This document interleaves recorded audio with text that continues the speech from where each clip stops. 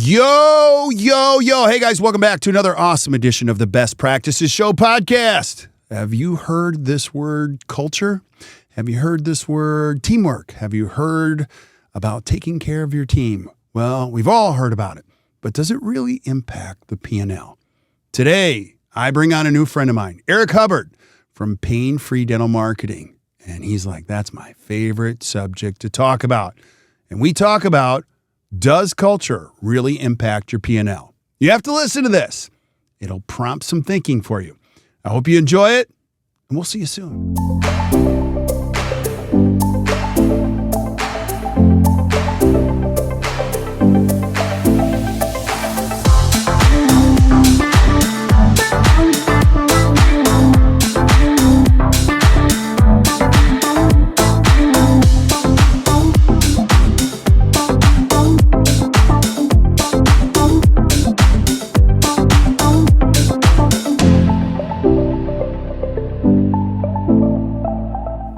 Hey guys, welcome back to the Best Practices Show podcast. Have you heard this buzzword called culture, core values, take care of your team? Do you really care about your team? And would you really like to know if it impacts your P&L? Well, today we're going to tell you exactly how it impacts your P&L and why it's so important, why it's not such a buzzword, with my new friend, Eric Hubbard from Pain-Free Dental Marketing. Eric, thanks for being on, brother. I appreciate you. Oh, gosh, Kirk, thanks for having me. It's such an honor. I enjoyed spending time up there. And, as you talked to the dentist, it really resonated to me. And like you said, culture is certainly the most buzzword topic in business, but the implications it has to P&L are massive. And we get to look at the P&Ls of around 120 offices, and across them, I can tell you the ones that have legitimate culture and purposeful about it consistently perform better. Amen. We're going to talk about exactly that. But here's the thing I want you guys to know as listeners. This is a marketing guy. The owner of one of the best dental marketing companies is going to be talking about culture. Why wouldn't he be talking about clicks and new patient conversion and phone call acquisition costs and all that kind of stuff? So, Eric, you and I, in full disclosure, we got to meet each other through a mutual friend, Dr. Brent Cornelius. Thank you, Brent, for the introduction. And Brent said the same thing to both of us. And this is just how everybody's world works. You got to meet this person. And so you were up here at the ACT Dental Training Facility for one of our recent events, and you and I'm just like this. You're speaking my jam. You're speaking my jam. But I really enjoy hanging out with you. But I want our listeners to know who they're listening to. So who's Eric Hubbard? What do you do? Yeah. So my name's Eric Hubbard. Thank you. And I had the fortune of starting this marketing company around 2014, and Kirk, it was just divine intervention, if you will. There was a wonderful human being by the name of John Barroso that was just a great human being and did wonderful things for my mom when I was younger. And as he got into dentistry, and as he got into, from 2001 when he helped my mom to 2014, just the challenges that we all face in life, burnout, some dissatisfaction with things. And he let technology sort of pass him by, and he was in a place that needed help. And we decided to help him. And at the time, Kirk, it was a complete side gig. We just run it on the side, my friend Andre and I. And as we got into it, we fell in love with the dental industry, and we were able to bring him patients. We were able to improve his quality of life. He had 5 or 6 different vendors. And so we decided to build an agency that was built around taking care of our clients just like it was our practice. And how do we simplify their lives and let them practice on dentistry and make sure that from their website to their social media to the way they talk to patients internally on the phones, we were going to help encapsulate that into an agency. And Pain-Free Dental Marketing was born. We work exclusively with dentists, and we really come in as a fractional chief marketing officer. And we try to engage at the strategy level with the doctor as well as the tactical, how they answer the phones. Yeah. And then, we handle all the other aspects around marketing as well. I love it. So you have a chance to work with a lot of great offices dental offices trying to improve their marketing condition. But let's talk about the why. Like you and I, when we were chatting about what's important, we could chat for a long time about culture and people. And you actually said, you got to read this book. And I ordered it the second you told me to get it. And we'll talk about that in a second. But why is this a hot topic in dentistry? I think that we're seeing the commodization of dentistry, and with the rise of DSOs and corporate efforts, corporate dentistry wants the commoditization. They don't want you looking for a specific dentist. They want you looking for a crown. They want you looking for, they don't want you to get tied to a hygienist that because the turnover is so high, the doctors are going to turn over. And through there's a wonderful opportunity in the private practice realm of how to differentiate yourself from that and uncommoditize yourself from insurance, who also wants a commodity in corporate dentistry. To me, I think everything is about marketing. Of course, I'm in marketing, but I think the why is I personally want to improve the quality of life of good people, and I want those people to be in my circle. And I think the number one way to do that is you have to differentiate yourself from corporate dentistry. You have to differentiate yourself from what insurance wants you to be. And you have to do that by telling your story. Yeah. And the best way to tell your story is being authentic. And if you're authentic, and that, culture is only overhyped by the word authentic right now. But it is my belief that a dentist who knows who they are and wants their team to do well and wants their patients to do well and constantly pushes that agenda, they will be the success story in our economy. I totally agree. And I learned the hard way, of trying everything under the sun. Now, I've always cared about people, but really when you, as a business owner, put your flag in the ground and go, no, this is the essence of everything we do, I can only back you up that culture really does impact your P&L. Because here's the bottom line. If you're a dentist listening, number one, you got to enjoy going to work. That's the first box that's got to be checked. And 90% of it is who is around you all day. Think about this. We spend 30% of our lives that we breathe on this planet at a place called work. Wouldn't you want to enjoy going to work? Number two, everything you do is marketing. Now, the advertising is like your ads and your all that stuff, blah, blah, blah, blah.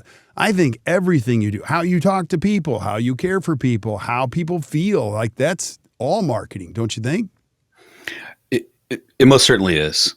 And patients pick up way more in an office than we would give them credit for. The way you talk to your chair side, the way the handoff between the hygienist and the doctor takes place, the way they walk back to pay their bill, the way treatment's presented to them.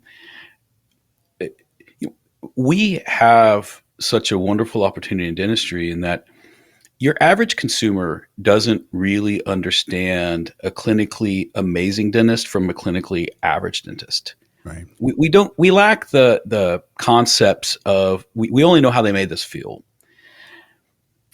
And with that in mind, when we see patients leave an office excited, we often see a clinically average dentist do amazingly well because his staff or her staff care so much about the patients, and they care so much about the patients. And it's one thing to say, I treat my patients like family. Sure, you have to treat your patients right. That's table stakes. But I'm talking about really caring about the human being and standing for something.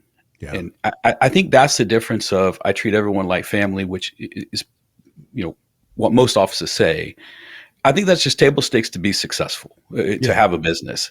I think to be great, you have to have your core values, talk about them all the time. And I think they absolutely have to be, every person in your office is a reflection of that office, and they need to represent them. Yeah, I totally agree. Now you're gonna have to piggyback on what core values are, because once I found out what they really are, they're verbs, their behaviors, and you have to transition from feelings and aspirations to like these are legit. Give us an explanation of like why core values matter in culture. Bridge that gap. For me, they matter, and I think it builds on what I said about treat everyone like family. Well, what does that mean? Right.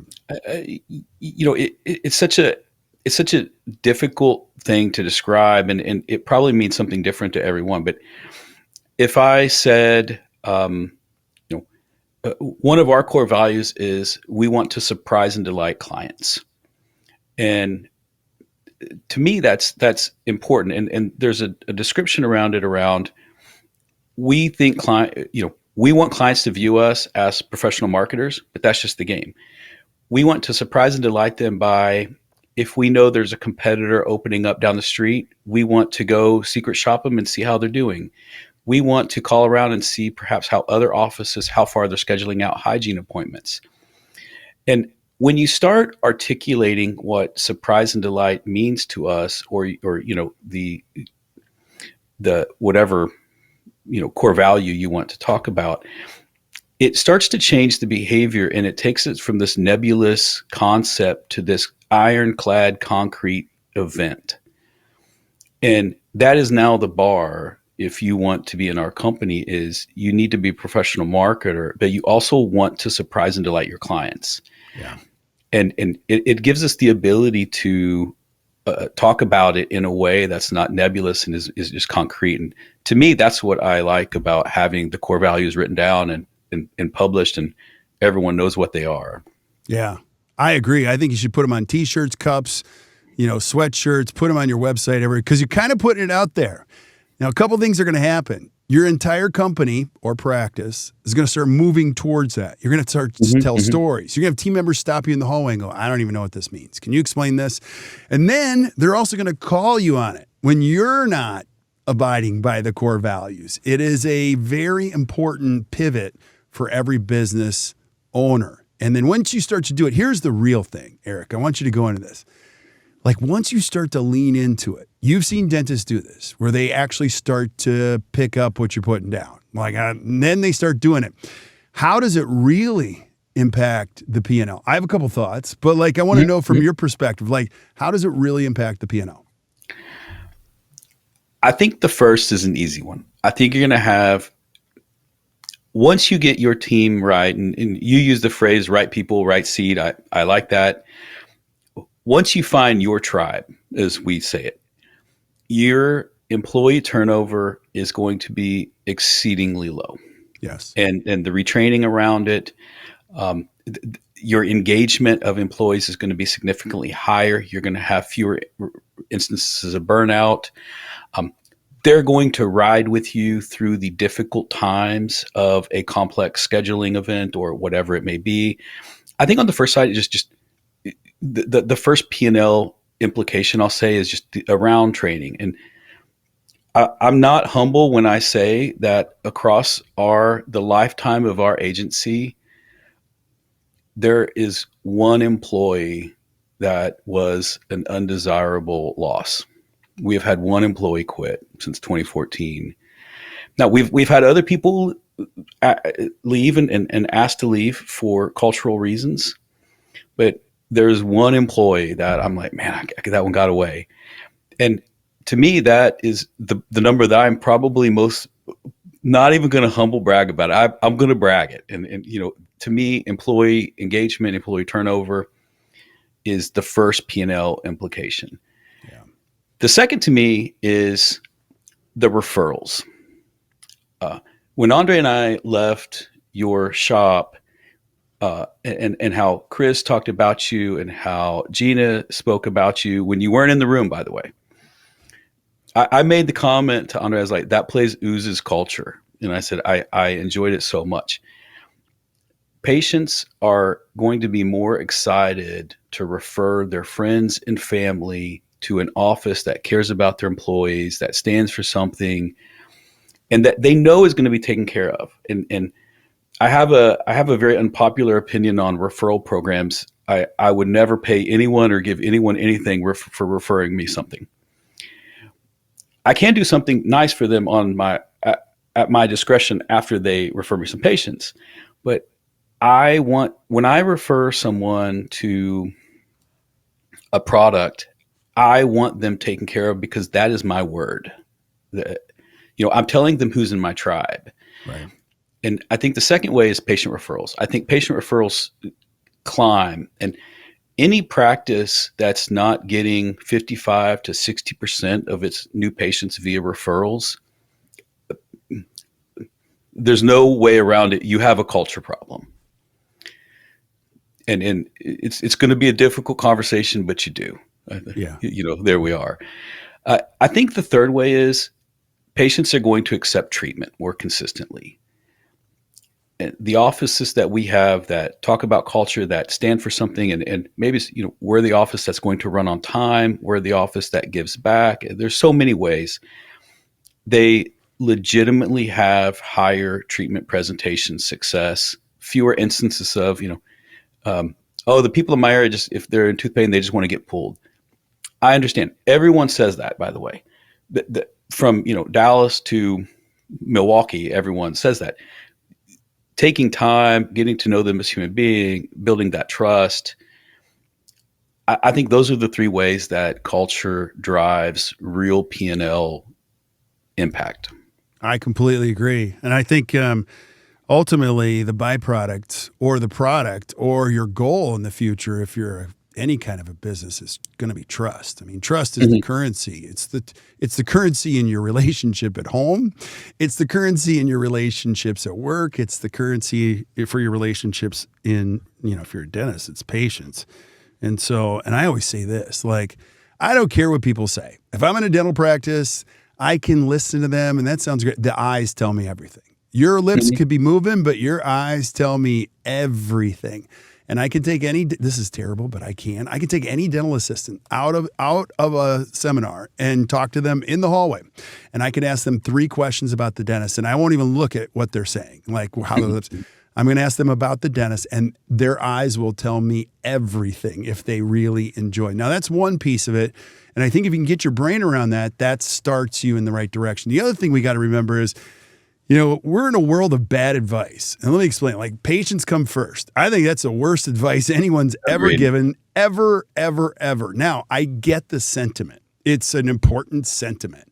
Patients should feel first, but they should never come first. And that's why team members, when you put your team first and your patients second, they can make your patients feel first in a way that you could never make them feel first, which is what we're talking about there. And then ultimately, Eric, all these micro events happen in what you're saying, like P&L implications, referrals, because let's face it, if you're a dentist, listen to this. When you get one team member that fits your value system and they're an amazing team member, and you pair them with one other one, and let's say you have a team of 7. Let's say you have one great one and you pair them with another great one. 1 + 1 doesn't equal 2 anymore. 1 + 1 equals 11. Because they're doing a whole bunch of things. No matter how many team members you added, they couldn't replicate that. There's a duplication energy of having the right people around you. It changes your life, makes you feel better. Patients notice it. Don't you think? I do. And I'll go one further. I love the 1 + 1 is 11. I'll say, to sort of build on that, in my opinion, where most offices begin to get culture wrong is they allow the talented jerk to survive. And that you only need one, and you have to make sure that the team to every person represents the culture. And there's so many studies done on how detracting someone who doesn't fit your values is.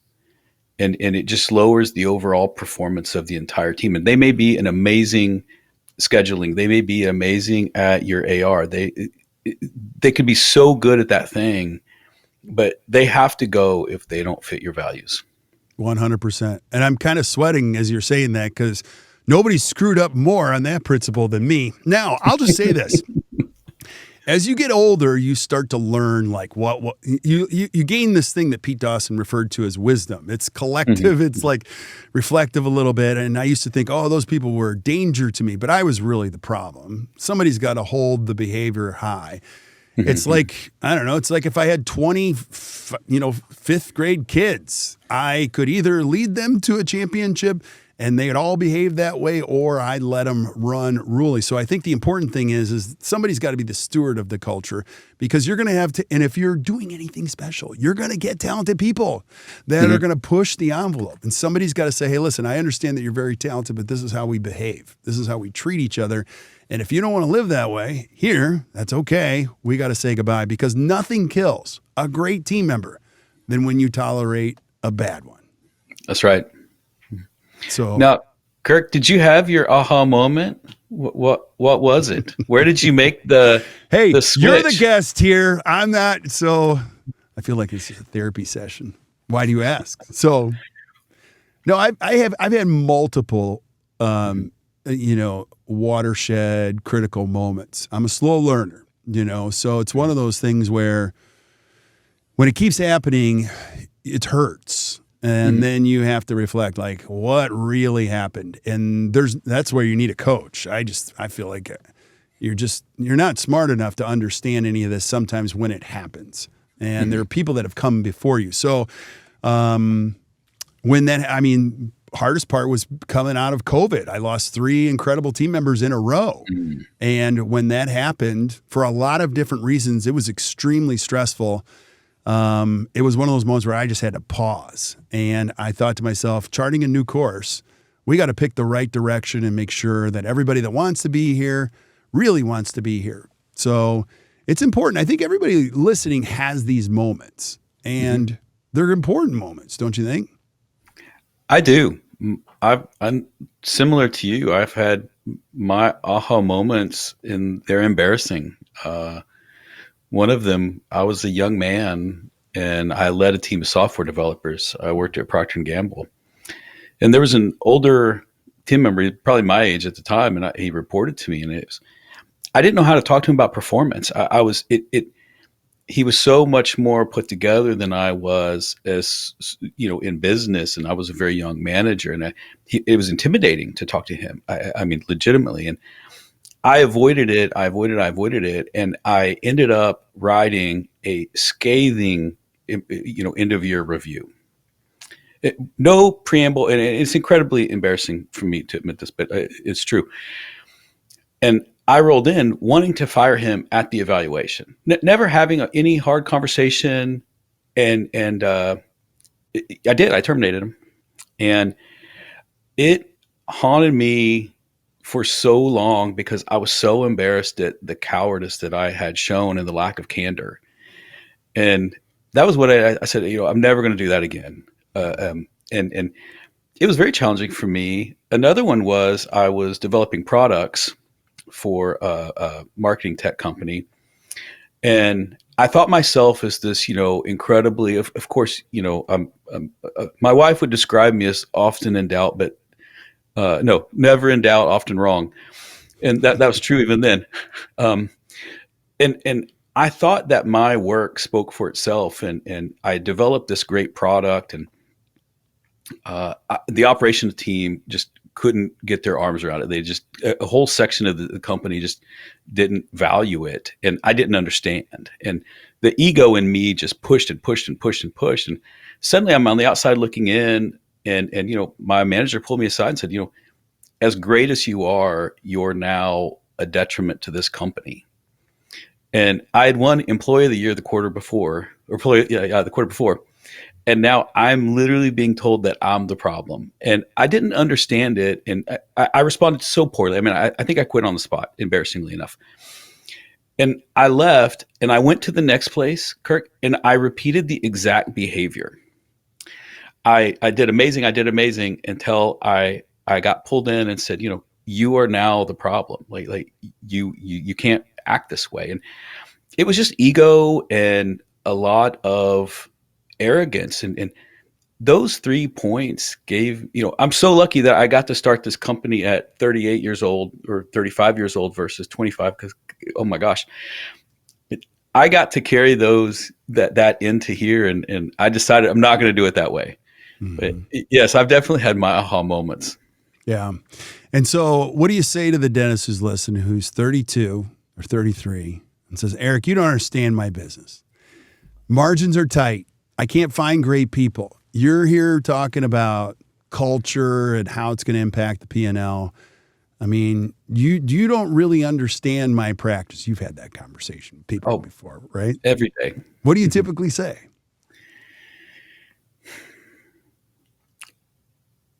My answer is consistent, and it's, while I appreciate your words, Mm-hmm.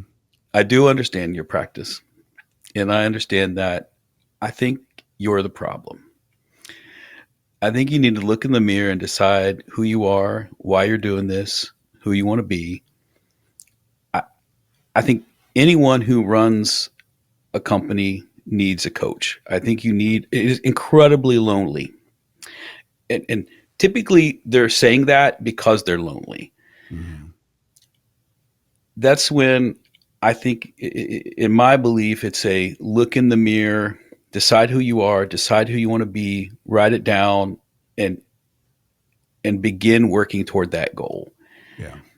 And you're probably operating outside where you want to be, and is typically my answer is somewhere wrapped in there. The flavor of it changes, but it's you're the problem. Get a coach, look in the mirror, because I think the further we are in action from who we want to be, I think it sort of begins to rend your soul, and it makes you numb. It makes you, it's demoralizing. It's frustrating.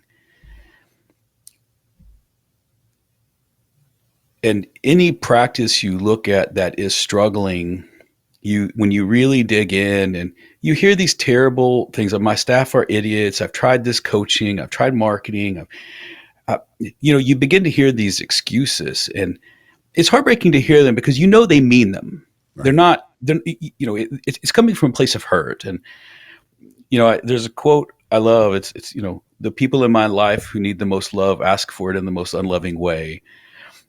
And I feel like in business, if you can apply that to business, that is true. The people who need the most help ask for it in the most difficult ways. Mm-hmm. And those are the people that they just need to bear hug who they are as individuals and really stick to that. And of course they have someone on their staff that doesn't meet it. And change is hard. I get it, but my answer's somewhere in there, Kirk. That was a very awfully long-winded answer. Hey, that's okay. I'm totally picking up what you're putting down. And our whole goal with this podcast is just to offer some help. And look, I get it. It's not the easiest thing in the world to run a business and deal with people. But once you start subscribing to a couple thoughts that are healthy, you can actually start to work your way out of it. One of them is that people don't really leave dental practices. They don't. They leave people. I've never met a team member who's like, I just hated it at that practice. No, I left it because there were people or there was a person I didn't believe in. The other thing is, I hear this all the time too, and I say this lovingly or, clearly. I mean, people say, well, there's nobody that wants to work. No, there's a lot of people that want to work. They just don't want to work for you. That's right. You have to change that narrative that you have not a USP, which is a unique sales proposition, but a unique UEP, a unique employment proposition, which you could actually speak with a lot of energy around how exciting it would be for you to be an employee here. And it's got to be authentic. There's that word again, where people want to do that. And I think ultimately, when you start to find that type of process, you start to learn a little bit more as a leader. And my number one job here is to keep the culture in the right place, obviously to do vision, but I want to keep people happy and committed around the right thing, because when it starts to do that, you just weird things happen. People are committed above and beyond the job. They go the extra mile. They find a person that's like them. They're quick to hold up the culture. And when somebody starts to infect the culture, they're like, okay, you got to do something about that person right there because they're not playing along. And you find it has unbelievable implications to your mental health, your financial health, your organizational health. And I could go on forever, but I'm going to totally beat this quote.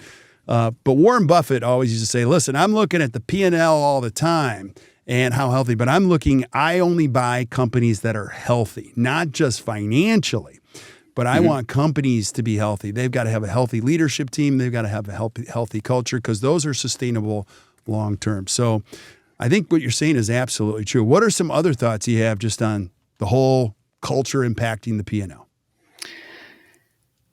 Yeah. The final one for me is, I think, it's my belief that dentists have to embrace that when you add production, when you add a ton of new patients, when you start rolling out implants, your take home is going to go up. As you add collections and production numbers, you're 30% or 35%, wherever you're at, it improves. To your staff, it's just more work oftentimes. And I love the Warren Buffett quote. Similarly, I think you need to have the right financial payment model for them. I think that needs to be in alignment. But outside of that, I think a good culture makes them excited to grow, because they know you're going to take care of them. They know that the rewards will come. And yes, it's not about money, but yes, everything's about money. Yes, of course, they're excited to grow their compensation as well. But even before that comes, they want to put the time in. They want to feel the schedule right. They want to start talking about new procedures you're doing. And to me, I strongly believe that a good cultured office wants to grow and of course be compensated. But I think they're willing to go through the growth first. And it is difficult to grow. It is difficult to add an associate to the practice. It's difficult to layer in procedures that you haven't done. When you start bringing in specialists to your practice and how you schedule that on the Friday you're not there, all of these things require change. And having your team excited about change and excited about the office growth, knowing that at some point they will be also taken care of, it begins to change what you feel is possible. And so many dentists I perceive to be working against their staff. And when you can change that paradigm, and suddenly it feels like you're almost working for them, and culture begins to pull you into change versus you having to push everyone into it. Amen, brother. Amen. Now, you and I are going to have some other conversations in future podcasts about details in marketing. But if people are listening right now and I want to find out more about what you do, I think what you guys do is a very cool concept in dental marketing. Like, Eric, tell people where they can find more about what you do, and what is it that you do? Can you explain that? Yeah, absolutely. Please go to our site, painfreedentalmarketing.com. You can just Google Pain Free Dental Marketing or Eric and Andre.